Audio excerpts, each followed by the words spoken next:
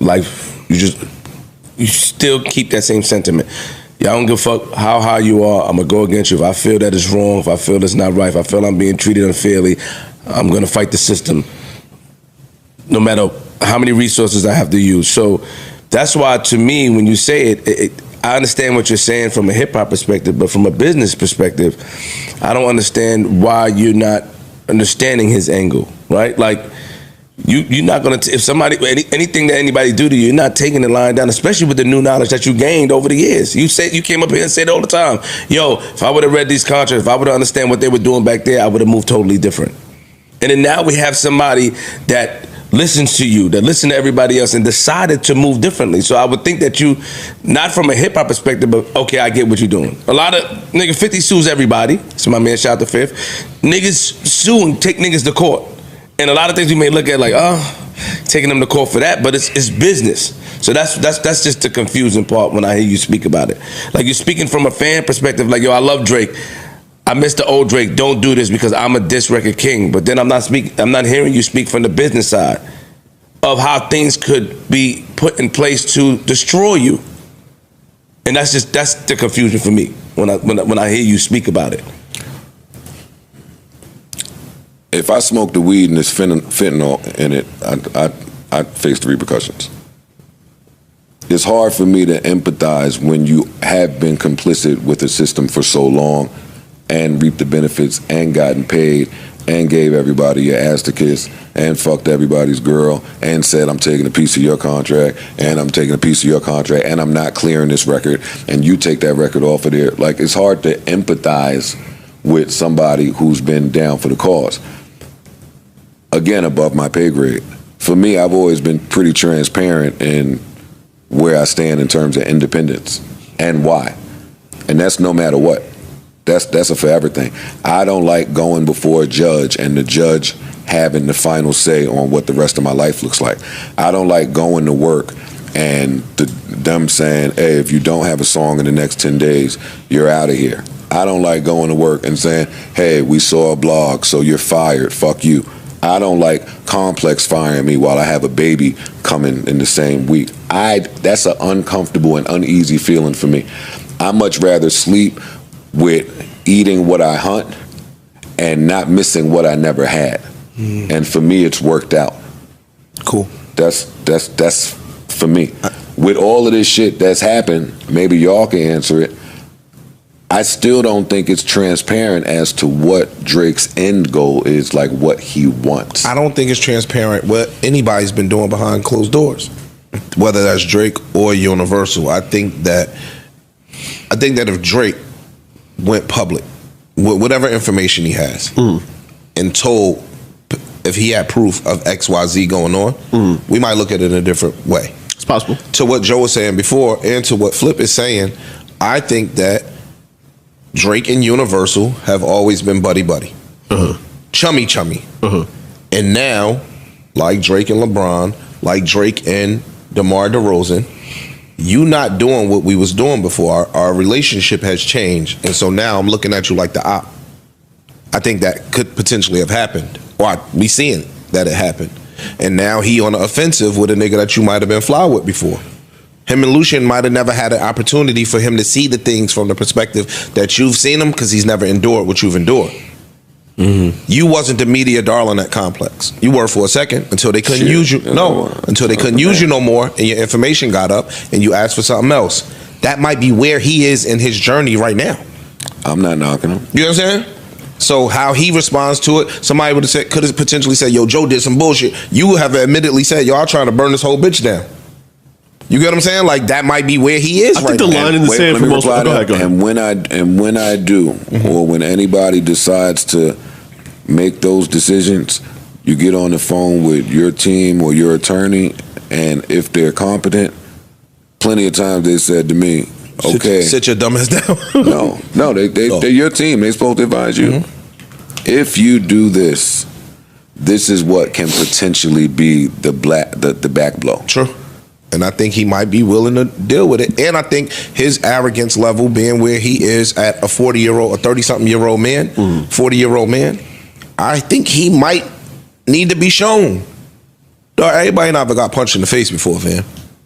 And so until a nigga punch you back and he might hit harder than you, it's a lesson that you might have to learn in your growth and in your journey. And does this might be the punch. And does he care anymore about being accepted by the core audience of hip hop? Right? Yes, he does. This shit change every day.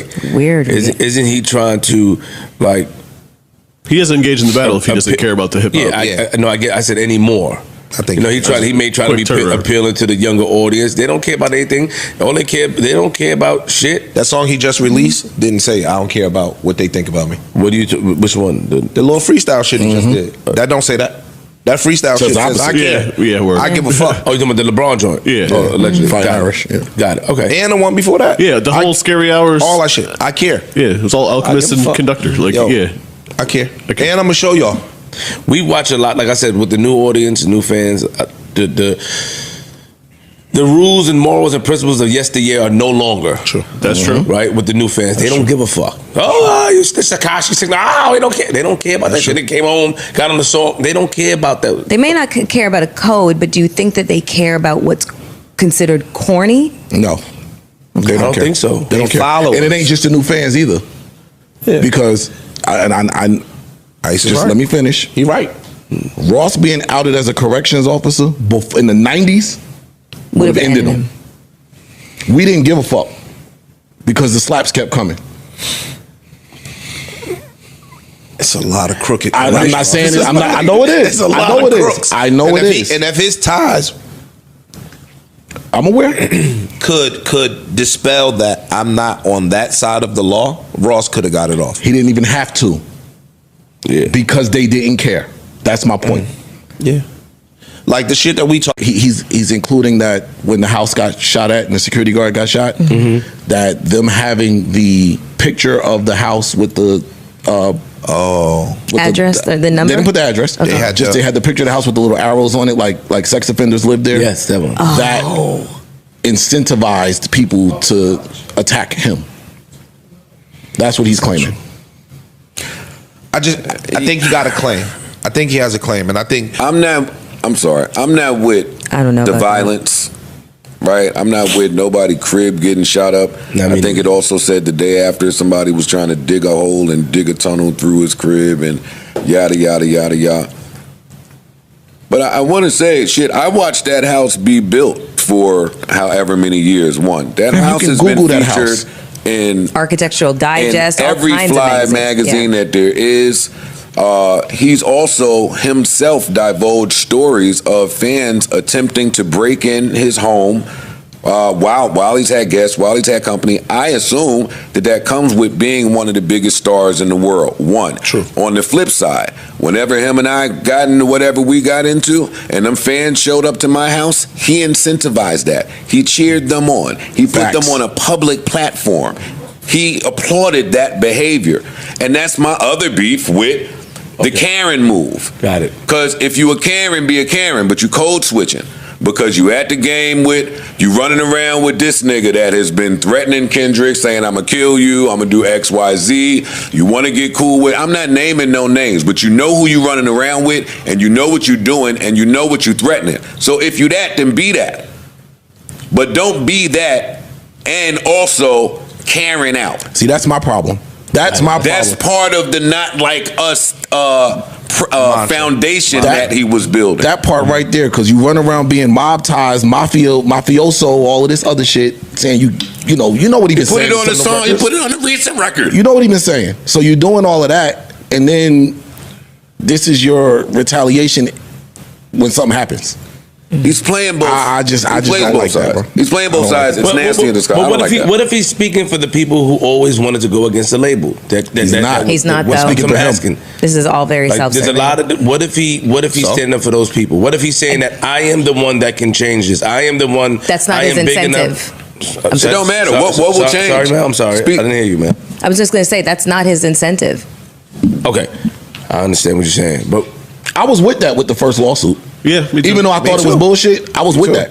I'm still once you withdrew that and now are claiming defamation and harassment. Because we've been hearing about the label shit for years. I'm with this one too. The Super Bowl is coming up in a month. I don't want you to get on the biggest national platform in the world and say I'm a pedophile. Should have took it there. Ice. We come up here and say That's you your can't. argument with Eric. That don't have nothing to do with what he talking about with the label. If y'all niggas is putting money behind a record that's claiming I'm a pedophile, I have a problem with y'all doing that. Dog, it's not about it Kendrick. does have something to do with that. It has a lot to do with that. It has nothing to do with the label. We don't get him called a pedophile. We don't know that we get that. Dog. We don't know that. We are here. You opened a door So and you what? didn't like what came out the door. So what? I'm not suing Kendrick Lamar. I'm suing the record label that is promoting me being a fucking pedophile, and On I a feel Kendrick like Lamar record. I have a problem with the label promoting an album that says I'm a pedophile. He can have that feeling. So wait, can have all the here's feelings the he question. wants. Why- Kendrick can have a feeling about him saying, "Yo, you beat your wife. If you And beat your your kids wife, ain't your kids. It's foul all of that shit. shit." And if Kendrick wanted to sue Universal for putting marketing dollars behind that, then Kendrick will be well within his right